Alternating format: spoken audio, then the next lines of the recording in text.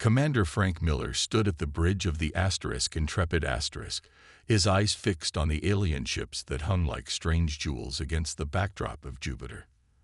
The massive gas giants swirling storms seemed calm compared to the storm brewing in his chest. Humanity's first contact with an alien civilization was happening under his watch. "They're hailing us again, sir," said Communications Officer Ryan Bell, his voice steady despite the historic moment. "Put them through," Frank ordered, straightening his uniform. The main screen flickered, revealing a being with smooth gray skin and eyes that seemed too large and too knowing. The creature spoke, its words translated by the ship's computer. "We of the Viridian Conclave extend greetings to Earth's representatives. We come in peace and wish to establish beneficial relations between our peoples." Frank had rehearsed this moment countless times. "On behalf of Earth and all humanity, we welcome you to our solar system and look forward to peaceful exchange." Science Officer Lisa Warren watched from her station, her fingers moving quickly across her console. Something wasn't right about the energy readings from the alien vessels. They showed power levels far beyond what was needed for the diplomatic mission the Viridians claimed to be on. "Commander," she said quietly, "I'm detecting unusual energy patterns from their ships." Frank nodded but didn't respond directly. The diplomatic protocols were clear. First impressions mattered. He couldn't appear suspicious. Over the next 3 weeks, the Intrepid hosted numerous meetings with the Viridians. They shared stories of their worlds, discussed technology, and began laying groundwork for trade agreements. The aliens seemed genuinely interested in human culture, asking detailed questions about Earth's defenses, population centers, and resource distribution. Lisa continued to monitor the strange energy readings, which sometimes spiked during diplomatic meetings. When she brought her concerns to Frank again, he listened more carefully. "Are you suggesting they're planning something hostile?" he asked in the privacy of his quarters. Lisa frowned. "I can't be certain, but these readings don't match their stated ship functions, and they ask too many questions about our vulnerabilities."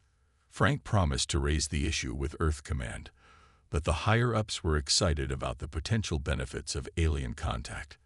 Lisa's warnings were filed away as pending further investigation. That investigation never had time to happen.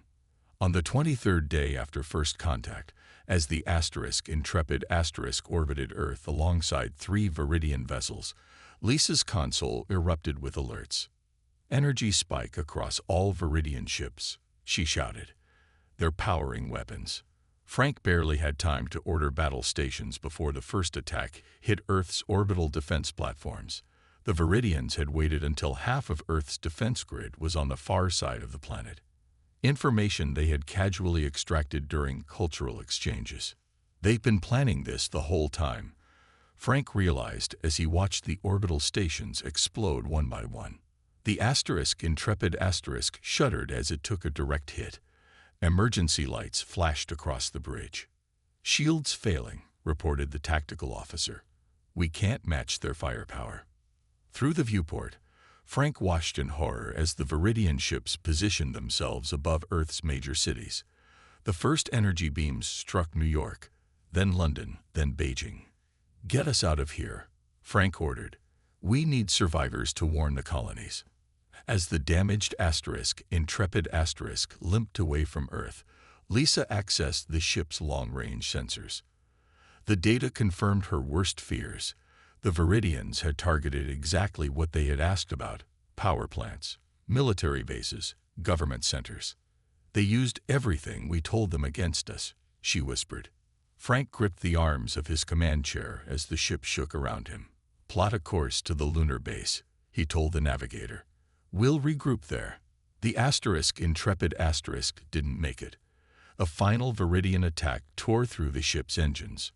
Frank ordered everyone to the escape pods. As their small pod drifted toward the moon, Frank and Lisa watched their home planet burn. Columns of smoke rose from what had once been cities. The night side of Earth, once gleaming with lights, now showed only the orange glow of fires. "They never intended peace," Lisa said. Frank's face hardened as he looked at the destruction. Then neither will we. 6 months after the Viridian attack, the remains of humanity's leadership gathered in the hidden lunar base called Artemis. The base, built inside a crater on the far side of the moon, had been a secret military project that most politicians had laughed at. No one was laughing now. Frank Miller sat at the large round table, his face thinner than before. The escape pod carrying him and Lisa Warren had been rescued by a lunar patrol ship. Many others hadn't been so lucky. General Catherine Boyd entered the room. Before the attack, many had called her paranoid for insisting on secret military installations off Earth. Now she was perhaps humanity's best hope. "Let's begin," Catherine said, her voice firm. "Current status report." Lisa Warren, now head of intelligence, stood up. "Earth remains under Viridian control. They've established mining operations on all continents. They're stripping our planet of resources, and—" She paused, steadying herself, processing captured humans. The room fell silent. Everyone knew what processing meant. "What about our remaining forces?" Catherine asked. "We have 3 military bases remaining, here on the moon, 1 on Mars, and the Europa outpost," reported Alan Perkins, the military strategist. "Combined personnel is under 10,000.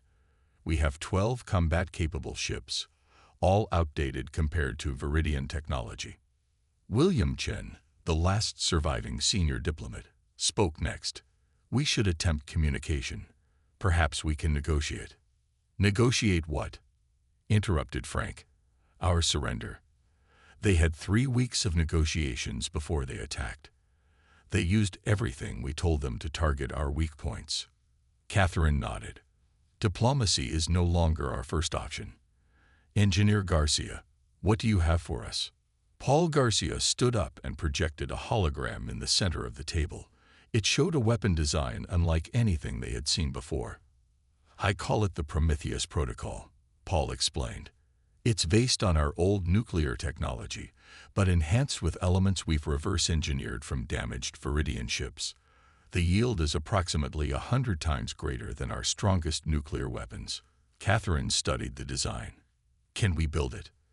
"With the resources at the Europa facility, yes. But it's not just about building a bigger bomb," Paul continued. "The Viridians have shields. This weapon creates a reaction that temporarily opens a subspace rift. No shield can block it because it affects the fabric of space itself." Alan leaned forward. "So we hit them before they know we're there. No warning, no chance to raise shields." "Exactly," Paul nodded. "You're talking about a first-strike weapon," William protested. "That goes against all our principles of warfare." Frank stood up suddenly. "Our principles didn't save Earth. The Viridians didn't declare war. They didn't give warning. They gathered intelligence under the guise of peace and then struck when they knew where to hit us hardest." Catherine looked around the room. "We're fighting for survival now. Old rules no longer apply." Alan began outlining a strategy on his tablet. "If we're going to do this, we need a new doctrine. The Viridians outmatch us in technology, numbers, and resources. Our only advantage might be that they think we're beaten. So we hit them when and where they least expect it," Lisa added. "And we hit them hard enough that they can't hit back." "Blow it up first," Frank said quietly. "Don't wait for them to attack. Don't give them a chance." Catherine nodded slowly. "Blow it up first. I like that." Over the next months, the lunar base became a hive of activity. The small fleet of human ships was retrofitted with stealth technology. Paul and his team worked day and night on the Prometheus weapons. Lisa's intelligence network, consisting of small stealth drones sent to observe Viridian movements, began mapping enemy positions. One evening, Lisa rushed into Catherine's office. "We found something. The Viridians have established a small outpost near Saturn. It's lightly defended. They don't think we can reach that far." Catherine studied the drone footage. "This could be our first target. Captain Reeves and the Retaliation are ready for deployment," Alan reported. Catherine's face was grim but determined. Then it's time to show the Viridians that humanity isn't beaten. It's time they learn about our new philosophy. The retaliation drifted silently through the darkness of space. From a distance, it looked like nothing more than a large piece of space debris. This was by design. The ship's outer hull was covered with materials that absorbed radar and light, making it nearly invisible to sensors. Captain Daniel Reeves sat in the command chair, watching the small blue dot of Neptune grow slowly larger on the main screen. Behind the planet, barely visible, was their target, a Viridian outpost built on one of Neptune's moons, Triton. "Status report," Daniel said quietly, as if the enemy might hear him through the vacuum of space. Michelle Harrison, the weapons specialist, looked up from her console. "Nova bomb is ready for deployment, Captain. Power signature is minimal, as planned." Daniel nodded. The Nova bomb was the first weapon built using Paul Garsh's Prometheus protocol. Michelle had spent months refining it, making it smaller but more powerful. The weapon could create an explosion similar to a small supernova, hence its name. "Time to target?" Daniel asked. 4 hours at current speed," replied the navigator. "We're maintaining stealth approach." Everyone on the bridge felt the weight of the moment. This would be humanity's first strike against the Viridians since they had devastated Earth. More importantly, it would test their new philosophy of warfare. Blow it up first, without warning, without mercy. Daniel looked around at his crew of 20. They were all that could be spared from the lunar base. If they failed, humanity's best weapon and one of their few remaining ships would be lost. "I know what you're all thinking," Daniel said. "We're about to kill thousands of Viridians who won't see us coming. Some might be civilians. Some might even be those who opposed the attack on Earth." The bridge fell silent. "But remember what they did to our home," Daniel continued. "Remember that they came in peace, learned our weaknesses, and struck without warning. Today, we return the favor." As they approached Neptune's orbit, the retaliation powered down all non-essential systems to minimize their energy signature. The ship grew cold and dark, with only emergency lighting casting a faint red glow across the faces of the crew. Michelle monitored the Nova bomb systems. "Final checks complete. Delivery vehicle is ready."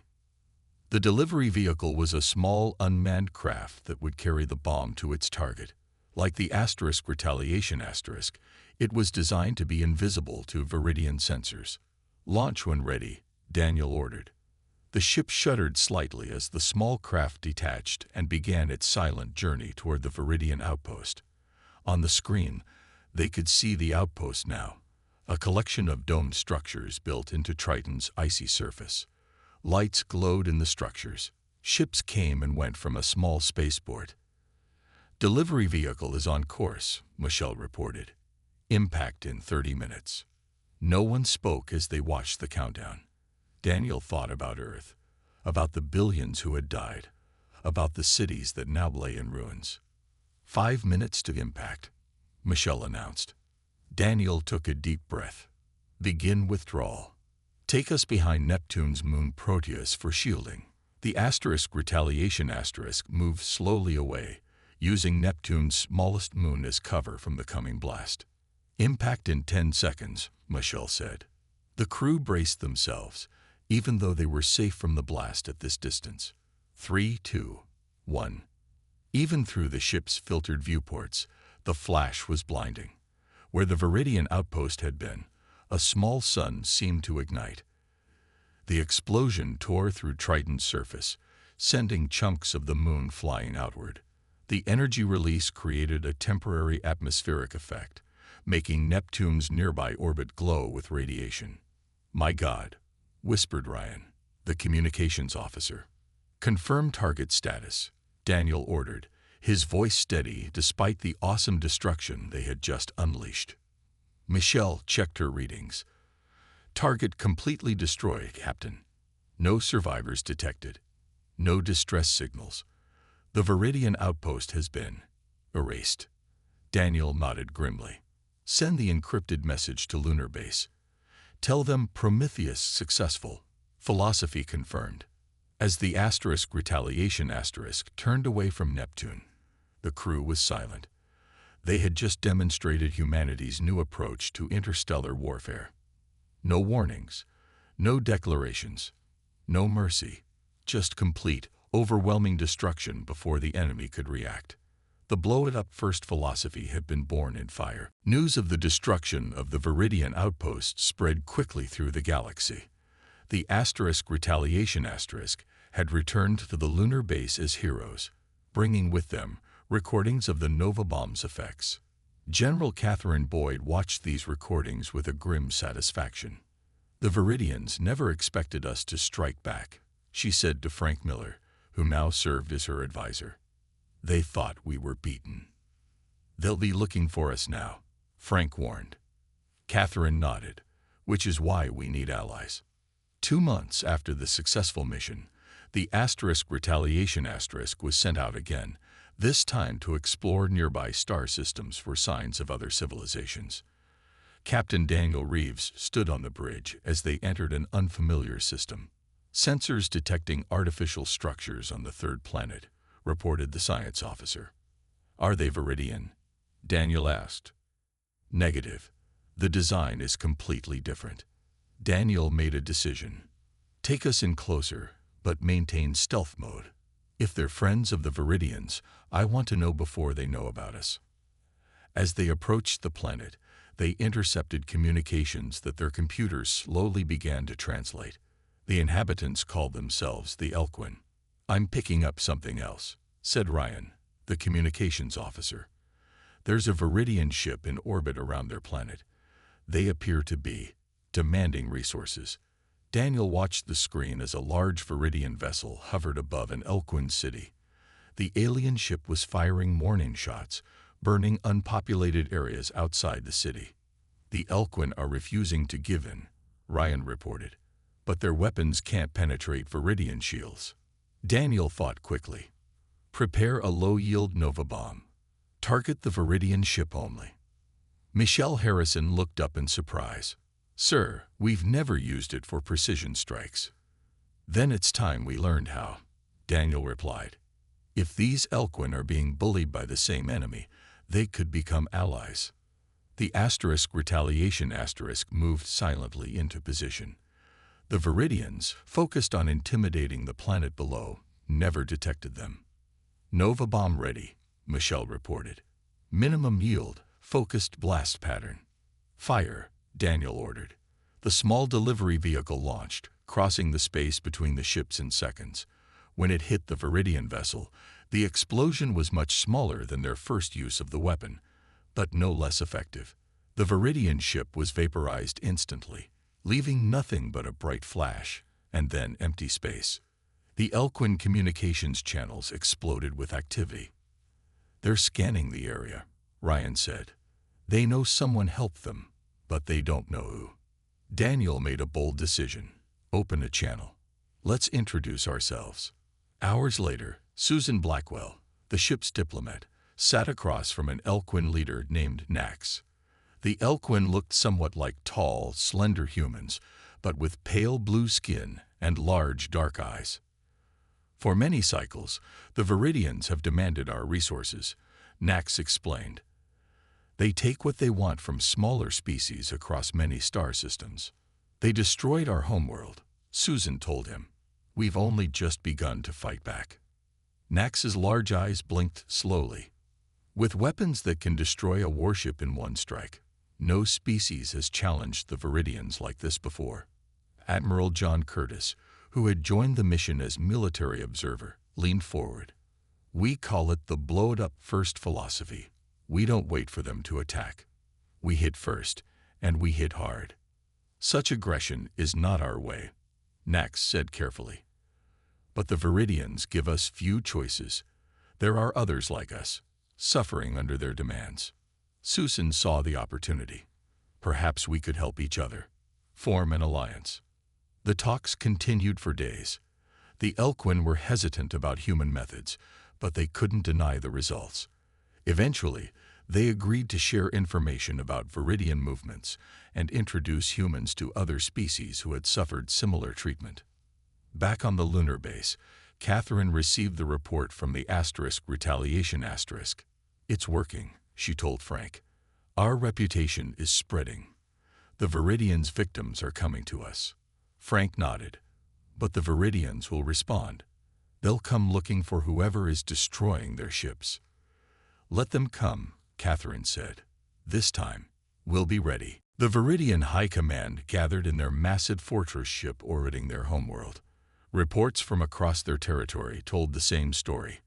Their ships and outposts were being destroyed without warning. A new force had entered the galactic stage, one that didn't follow the usual rules of warfare. These humans were supposed to be defeated, growled Supreme Commander Verex. How are they striking at us across such distances? They've allied with the Elquin and 3 other species we've been harvesting, reported Intelligence Officer Mavax. They're sharing their weapon technology. What kind of species shares its strongest weapons? Another commander asked in disbelief. Verex slammed his fist on the table. One that wants revenge more than it wants power. He turned to his fleet commander. Gather our main battle fleet. We will go to the human solar system and finish what we started. Meanwhile, in the hidden base on Europa, Jupiter's moon, Paul Garcia led General Catherine Boyd and Admiral John Curtis through a secure laboratory. In the center stood a device unlike any weapon they had seen before. I call it the Ragnarok device, Paul explained. It's based on the same principles as the Nova Bomb, but on a much larger scale. What does it do? Catherine asked, studying the relatively small device. Paul's face was grave. It can cause a gas giant to collapse in on itself, creating a temporary black hole. The gravitational waves would destroy everything within the orbit of the collapsed planet. Admiral Curtis let out a low whistle. You're talking about using Jupiter as a weapon. Exactly, Paul nodded. We position the device at Jupiter's core, wait for the enemy fleet to enter the kill zone, and activate it. Catherine walked slowly around the device. The ethical implications are enormous, Paul finished for her. This is a planet killer, General. We'd be destroying a world to save our species. Jupiter isn't inhabited, John pointed out. No, but using such a weapon. Catherine's voice trailed off. Their discussion was interrupted by an urgent message from Lisa Warren on the lunar base. Her face appeared on the screen, tense and worried. Our long-range sensors have detected a massive Viridian fleet heading toward the solar system. At least 300 ships, including their largest class of battleships. Catherine's expression hardened. How long do we have? 5 days at most, Lisa replied. That's not enough time to gather our allies, John said. Catherine looked at the Ragnarok device, then back at the screen. Lisa, tell Captain Reeves to prepare the retaliation and our other ships. We'll need them to delay the Viridian fleet. After the communication ended, Catherine turned to Paul. How quickly can this device be ready? It's ready now, Paul said quietly. I just never thought we'd actually use it. 5 days later, Daniel Reeves and a small fleet of 8 Earth ships faced the approaching Viridian armada near the orbit of Saturn. The human ships were tiny compared to the massive enemy vessels. Begin operation delaying action, Daniel ordered. Hit and run attacks only. We just need to slow them down and pull them toward Jupiter. The Earth ships darted forward, firing Nova torpedoes at the edges of the Viridian fleet before quickly retreating. The Viridians, enraged by these attacks, pursued the smaller vessels just as planned. On a small stealth craft, Paul Garcia piloted toward Jupiter's swirling clouds. Behind him, the Ragnarok device hummed quietly. Approaching insertion point, he reported over the secure channel. Are you sure you have to do this manually? Catherine asked, her voice coming through with static. The device needs to reach precisely the right depth, Paul answered. Autopilots aren't reliable enough in Jupiter's storms. As Paul's craft dove into Jupiter's upper atmosphere, the battle raged behind him. The Earth fleet was taking heavy losses. The retaliation shuddered as Viridian weapons fire tore through its shields. "We can't hold them much longer," Daniel reported as his ship's systems began to fail. Paul's craft pushed deeper into Jupiter's crushing pressure. Warning lights flashed across his console as the craft began to break apart around him. "Ragnarok device in position," he reported, his voice calm despite the situation.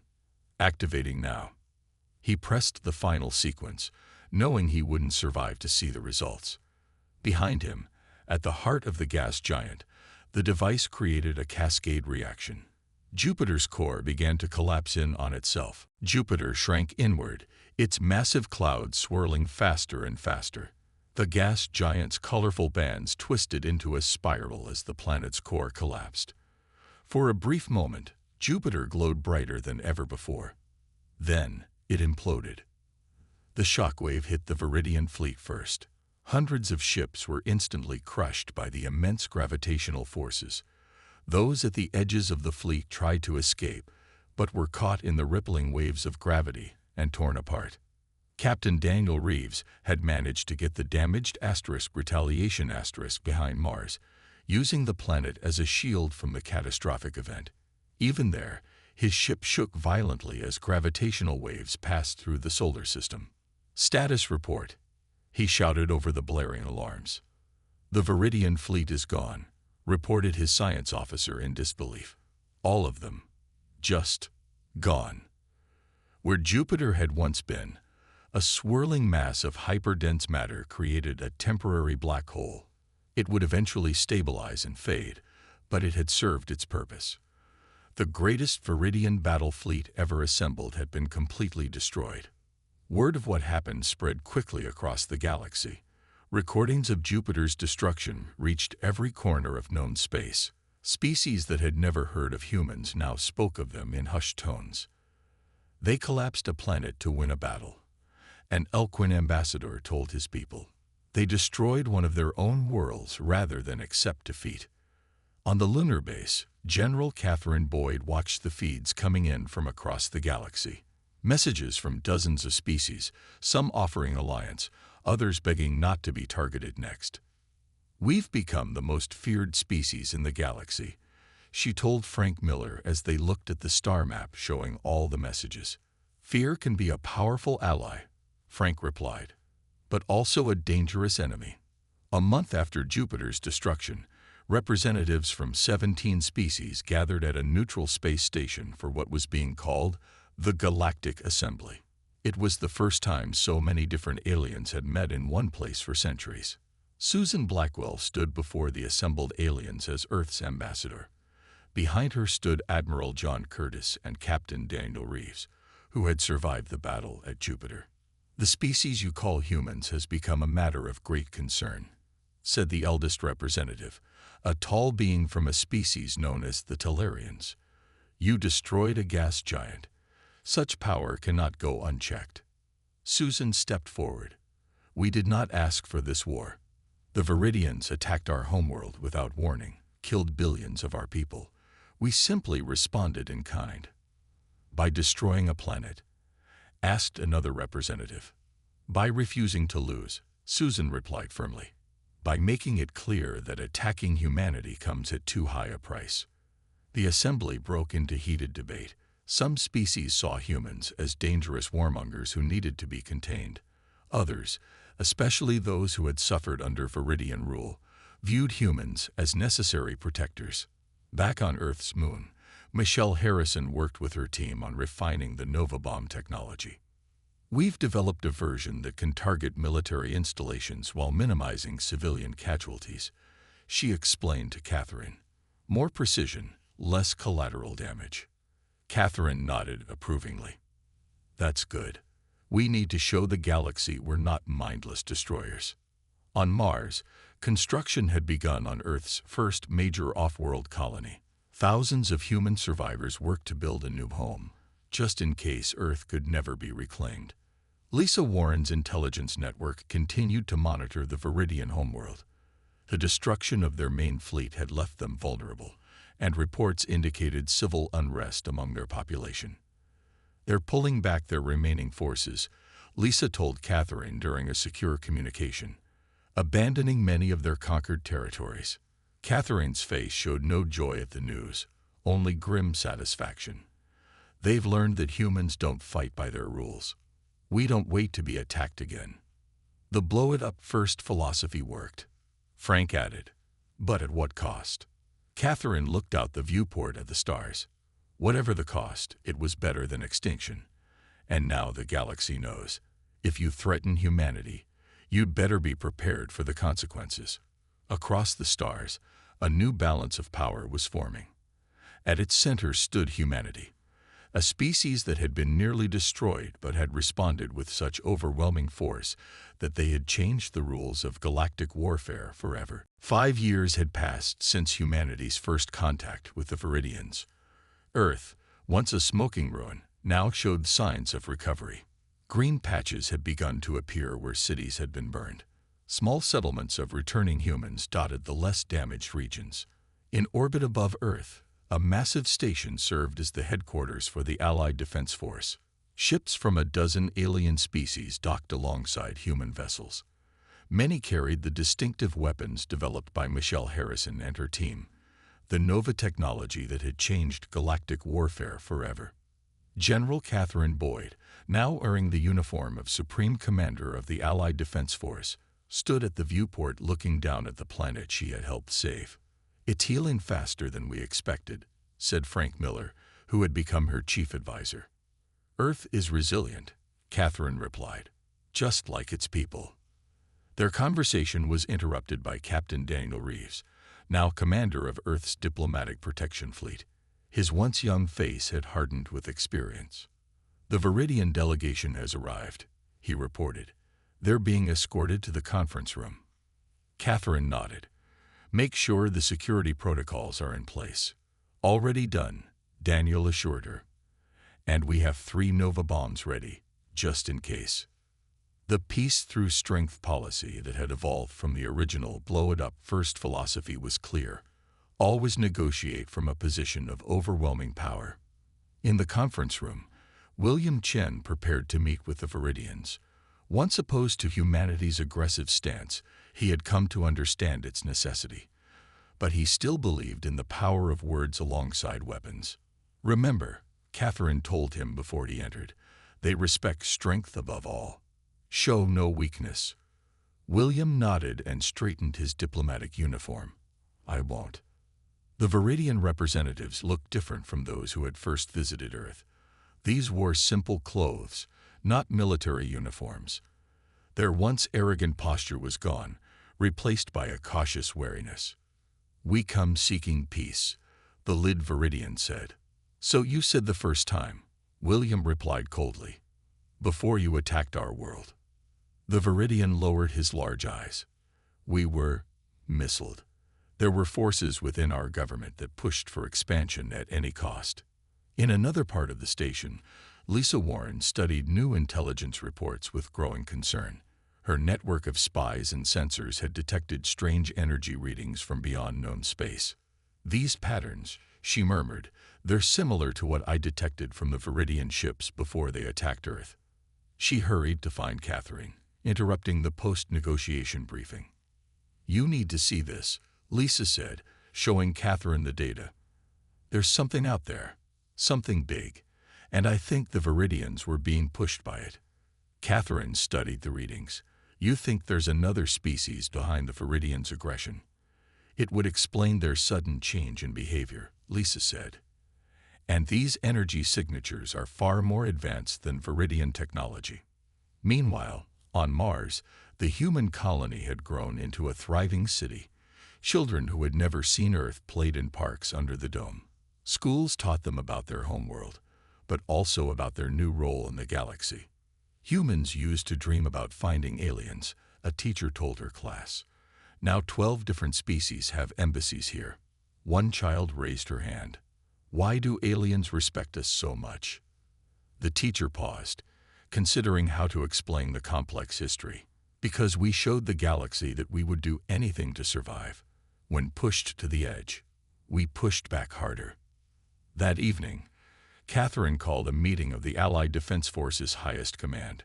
Representatives from all allied species gathered around the table. "We may face a new threat," she told them, showing Lisa's data, something that even the Viridians feared.